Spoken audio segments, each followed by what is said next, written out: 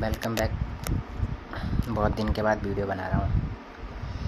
देखो, वीडियो बनाने का एक मकसद था कि मैंने आपको बहुत दिन पहले एक प्रेडिक्शन करके बताई थी कि पूरा देश में दंगे फसाद होंगे और देश जलेगा। तो मैं आपको एक गेम समझाता हूँ कि ये गेम कैसा खेला जा रहा है। ठीक है, इस पे 3 लोग हैं इस गेम को खेलने के लिए। पहला है अमेरिका, दूसरा पाकिस्तान, तीसरा बांग्लादेश। ठीक है, तो चाइना अभी कुछ कर नहीं रहा, मैं आपको बता देता हूँ। अमेरिका ने पूरी दुनिया पे टैरिफ लगाया और टैरिफ की धमकी दी, बहुत सारे सैंक्शन लगा देगा, प्रतिबंध लगा देगा। अमेरिका कुछ नहीं बनाता। तो एलन मस्क का और ट्रम्प का ये दिमाग चल रहा है कि जो यूएस मेड होगा या यूएस मेड इन यूएस होगा, उस पर वहाँ की गवर्नमेंट उनको बहुत सारी सुविधाएं देगी और उसके ऊपर टैक्स कम होगा और बहुत सारी छूट दी जाएगी, जिससे कि अमेरिका मार्केट में वो ग्रो कर सके।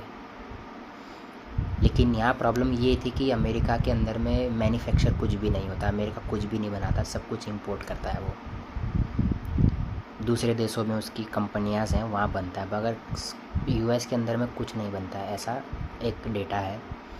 तो यूएस अब ये सोच रहा है कि क्यों ना वो अपने देश में मैन्युफैक्चर करे। जो मेक इन इंडिया की जो हमारी स्कीम है, जिसको मोदी जी ने लॉन्च किया था, जिसके तहत हम लोग मेक इन इंडिया प्रोडक्ट बना रहे हैं, तो यूएस की वही चीज़ पे जा रहा है। और यूएस का जो प्लानिंग है वो ये है कि देखो, मेड इन यूएस होना चाहिए।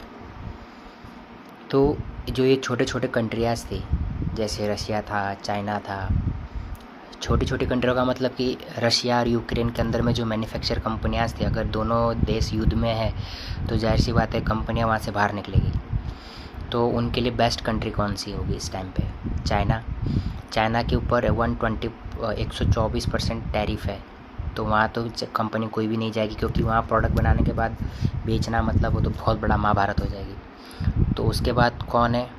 बंगाल, इंडिया, पाकिस्तान, ऊपर मिडिल ईस्ट कंपनियों में यूएस की कंपनियां या इस तरह की कंपनियां सर्वाइव नहीं कर पाती है, प्रॉब्लम आ जाता है वहाँ पे, बहुत सारी इशूज़ का प्रॉब्लम है, रिलीजन बेस्ड बहुत ज़्यादा प्रॉब्लम आ जाता है।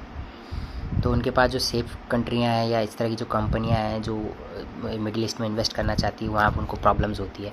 तो उनको एक सेफ़ 2-3 सेफ़ कंट्रियाँ मिल रही थी, जैसे कि यूएस मिल रहा था, इंडिया मिल रहा था। मैन्युफैक्चर के लिए बांग्लादेश भी एक अच्छी कंट्री थी, जहाँ पर कम कॉस्ट पे अच्छी लेबर मिलती है और काम हो जाता है। लेकिन यहाँ पे यूएस ने एक गेम खेला, उन्होंने पाकिस्तान के आईएसआई को काम पे लगा दिया, बांग्लादेश को बर्बाद कर दिया। ठीक है, बांग्लादेश के अंदर में हिंसा भड़का के पूरा शेख हसीना को हटा के पूरा बांग्लादेश की जो आर्थिक फाइनेंशियल स्थिति थी, जो उसका कैपिटल गेन था, जो उसकी जीडीपी, सब ख़त्म करके उसको एकदम मोहम्मद यूनिस को खड़ा करके टेररिस्ट संगठन बना के इंडिया के साथ एक पंगा लेके, और जितनी भी कंपनियां बांग्लादेश में थी वो सब वहाँ से निकलना शुरू हो गई। उसमें से कुछ कंपनियां इंडिया आई, कुछ कंपनियां भी कहीं नहीं है, तो सोच रही होगी कहाँ जाना है। तो ट्रम्प इनको ऐसे फंसा रहा है कि आखिरकार जाएगी यूएस में। ठीक है, यूएस के पास बहुत बड़ा देश है यूएस, आपको पता है 50 स्टेट है, तो ये वहाँ चली जाएंगी। उसके बाद आईएसआई और बांग्लादेश मिलके भारत के अंदर में एक साजिश रच रहे, जिसका नाम है रेडिकलाइजेशन इस्लामिक के ऊपर। इसके तहत ये लोग जो हिंदुस्तान के जो अनपढ़ मुस्लिम हैं, जो बहुत जल्दी इमोशनल हो जाते हैं, जिनको धार्मिक तौर पे आसानी से भड़काया जा सकता है, जैसे कि नागपुर किया गया। उसके बाद वक्फ बोर्ड अभी एक ऐसा मूवमेंट है, वक्फ बोर्ड अभी की, जो कुछ भी पढ़ना लिखना नहीं जानता वो भी इस चीज़ में घरों में घुस के बच्चों को मार रहा है, औरतों को मार रहा है, खास करके हिंदुओं को टारगेट किया जा रहा है। बांग्लादेश का जो मुस्लिम है वो ये हरकतें करने के बाद वापस बांग्लादेश भाग जाएगा। नुकसान किसका होगा? जो हिंदुस्तान का मुसलमान है। तो इंडियन मुस्लिम जो है वो अब एक तरह का विक्टिम कार्ड खेलेगा फिर, कि मतलब मैं तो ये था, मैं वैसा था, ऐसा था, लेकिन सब मिलकर अभी इस षड्यंत्र में मिले हुए हैं। इससे जो अच्छे लोग हैं वो उन टारगेट पे आ जा रहे हैं। उसके बाद अगर सब लोग सबको पता है कि अगर ममता दीदी ने अनाउंस कर दिया है कि भारत सरकार अगर वक्फ बोर्ड को पास भी कर देती है, तो मैं वेस्ट बंगाल में वक्फ बोर्ड को जो उसकी कंडीशन है, उसका कानून, इसको लागू नहीं करूँगी। अब जब सीएम ने ये बोल दिया है कि मैं वक्फ बोर्ड को कानून को लागू नहीं करूँगी, तो बंगाल में राइट होने का क्या मतलब है? देखो, दूसरे स्टेट में लागू होगा मतलब वहाँ के लोग प्रोटेस्ट कर सकते हैं, बराबर। लेकिन जब सीएम ने ही बोल दिया कि हमारे वेस्ट बंगाल में वक्फ बोर्ड लागू नहीं होगा, तो फिर बंगाल जलाने का क्या मकसद है?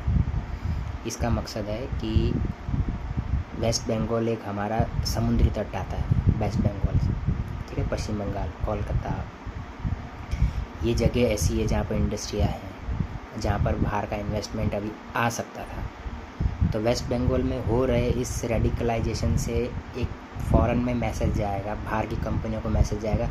इतना याद रखिएगा कि बड़ी बड़ी कंपनियां जिस देश में इन्वेस्ट करती है उसकी हर एक चीज़ का ध्यान रखती है, हर एक चीज़ को नोट करती है।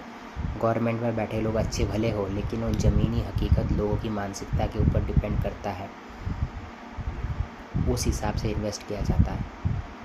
तो भारत की छवि को ख़राब करने के लिए ये पूरा षड्यंत्र रचा जा रहा है। इस टाइम पे हज़ारों कंपनियां ऐसी हैं जो इंडिया में इन्वेस्ट करके यहाँ मैन्युफैक्चर करना चाहेगी। इससे क्या होगा? ऐसा नहीं कि सिर्फ हिंदुओं को काम मिलेगा या क्रिश्चियन को काम मिलेगा, जो जिस काबिल होगा हर किसी को इससे काम मिलेगा। आने वाले टाइम पे हम चाइना से कंपटीशन कर सकते हैं, क्योंकि जब मैन्युफैक्चर यहाँ होगा तो हमारे लोगों को काम मिलेगा। जो जॉबलेस घूम रहे हैं या जो हम लोग कहते हैं कि किसी के पास काम नहीं है, तो उन लोगों को काम मिलेगा।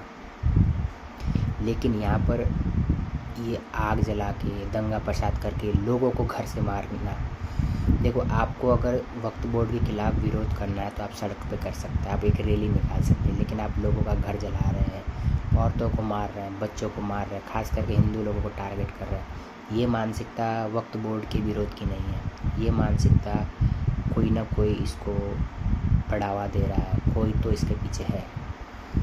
दूसरी चीज़,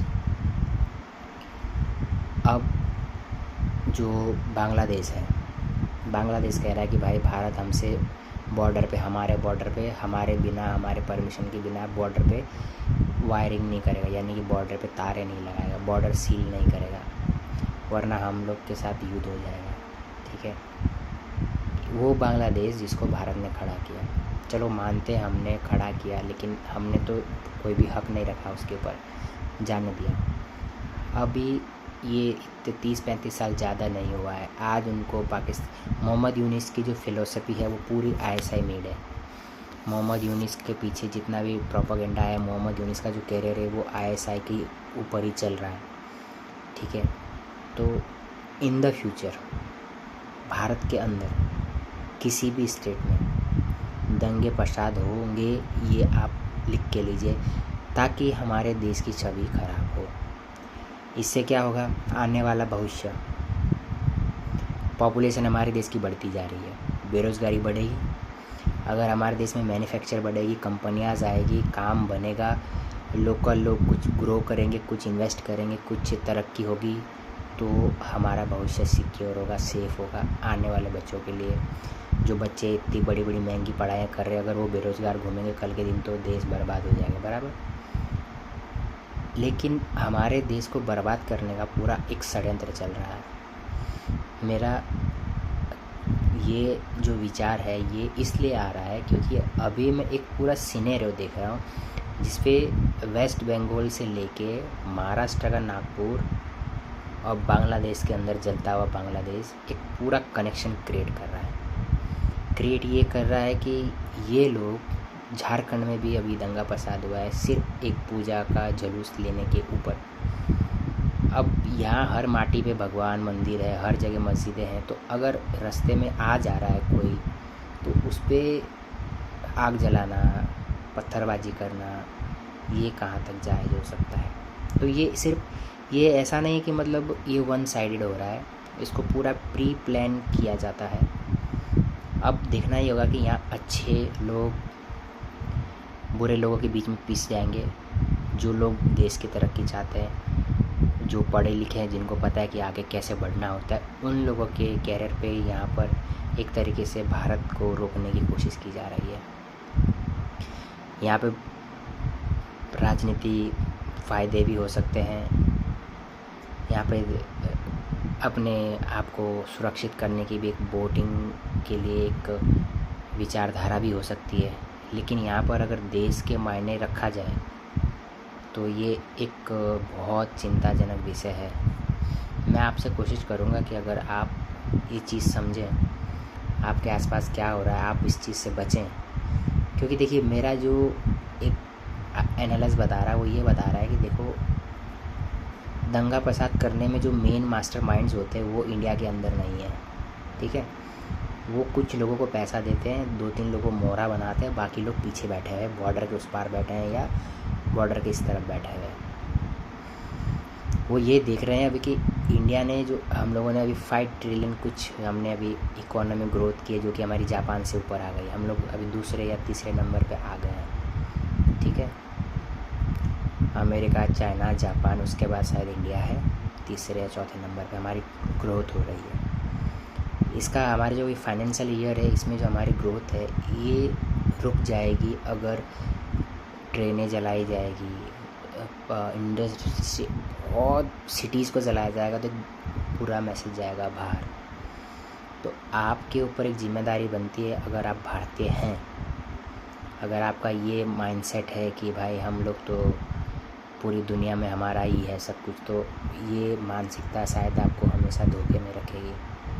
तो आप लोग को आज समझना होगा, डिसीजन लेना होगा अभी भी कि कहाँ से बचना है, कहाँ से हमको निकलना है, किस तरीके से हमें खुद को बचाना है। क्योंकि बाद में फिर वो सरकारी कानूनी कार्रवाइयों में फिर नुकसान होता है आप लोगों का, फिर वो भी एक जो एक मैसेज आता है वो भी ख़राब है।